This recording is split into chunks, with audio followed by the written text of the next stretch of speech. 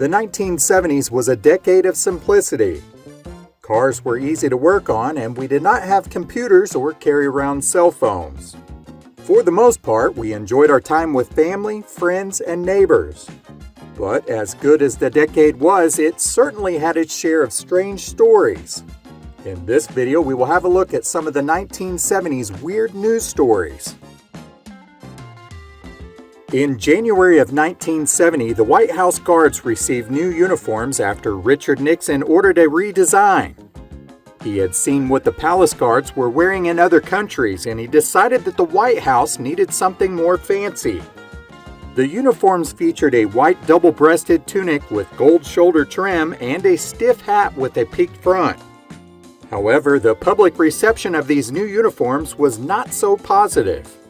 Within a month, the hats disappeared, followed soon after by the white tunics. The uniforms sat in storage for about a decade, and then they were sold to Meridian Cleghorn High School Marching Band in Iowa. You gotta look and sound sharp, or you'll fall flat. In July of 1970, a man named Archie Beesley of Birmingham, England, attributed his good health to the fact that he ate a live frog every single day. He claimed that he had been on this diet for 46 years and had consumed over 15,000 live frogs in his life, yet he never had an upset stomach. He was quoted as saying, "There are thousands of people in this country who swallow oysters whole. Oysters are live too, and they do the same work in cleaning the stomach." But with the frogs, he may have been jumping to conclusions. Many little girls have dreams of entering beauty pageants, but probably not like this one. In August of 1970, a 19-year-old named Deborah Wolf of Philadelphia was crowned Miss Smog America. Was her face really bad, or did she just really stink?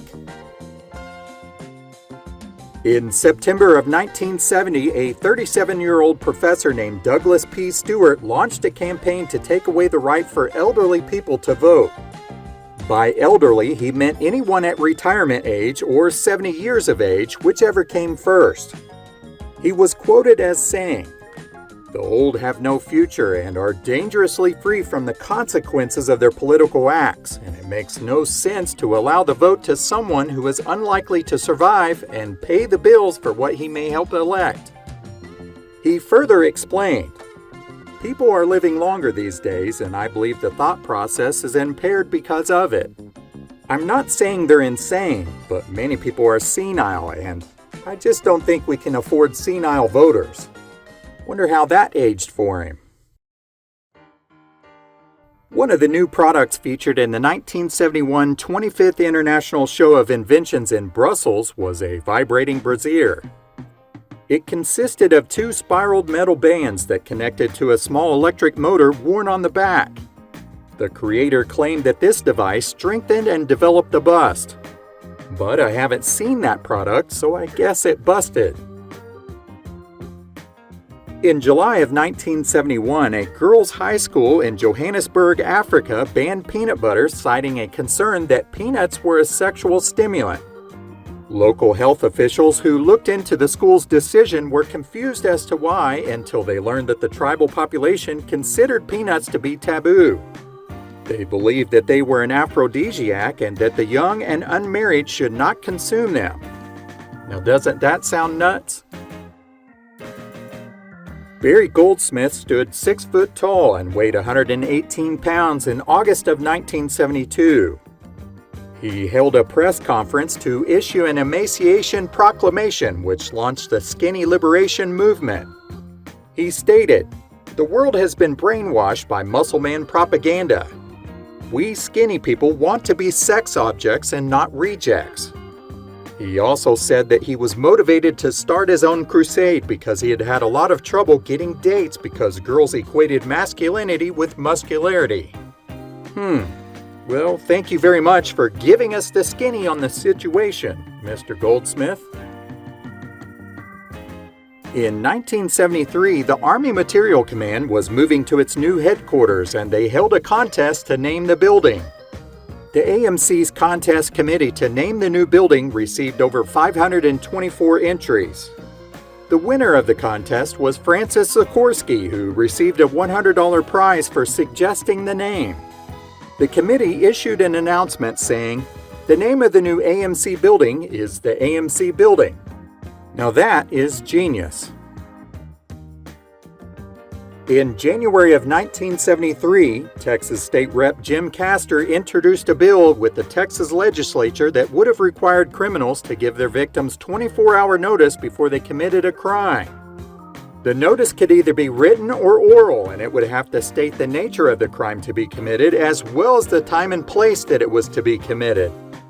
Castor argued, obviously the criminal is not going to do it, but this would be another punishment that could be added to the penalty. Surprisingly, this bill was defeated. Perhaps they can schedule it for another time. Some places are always looking for new ways to boost tourism, and that is exactly what happened in 1973. Some tribesmen in New Guinea offered to consume human flesh at an upcoming festival in order to boost tourism. They stated that they would not kill anyone, but they would eat a body from the local hospital morgue. There were no nibbles on that idea, and the government officials politely declined the suggestion. Irma Schwan, a 61-year-old lady in 1974, was sitting in her living room in her Lansing, Michigan apartment when a massive chunk of ice suddenly crashed through her roof and missed her by about 6 feet. Police later determined that the ice was frozen toilet waste that had fallen from an airplane. 2 months later, Schwan had a heart attack and she attributed it to the falling waste. "It was like an atom bomb," she said. "I kept thinking of that terrible, terrible noise." It's something that you'll never forget. Now, if you think about it, it does sound like a crappy thing to experience. In December of 1974, a mouse made a home for himself in a box of marijuana that was stored in the San Jose, California police station evidence room. They tried to lure him out with bacon, peanut butter, cheese, and a female mouse, but it all failed. When the officers baited the trap with marijuana seeds, they were able to catch him alive, and they named him Marty the Marijuana Mouse. Instead of killing him, he was sent to UCLA to help studies on marijuana. Afterwards, he returned to the San Jose police station where he became the mascot until he Puff Puff passed away in 1975. In December of 1974, a 53-year-old woman named Olive Russell was awarded $23,000 in court for damages due to an accident she suffered while playing bingo. She claimed it ruined her sex life. Russell sued the bingo hall after her chair collapsed during a game and it caused her to fall to the ground, which hurt her back and head. Because of those injuries, Russell said that she lost sexual interest in her husband. The court also awarded her husband $115. I guess they both got lucky in the end. Marshall G. Cummings Jr. was charged with snatching a purse from a woman, and he said he was not guilty of doing that. At his trial in 1977, he elected to serve as his own attorney.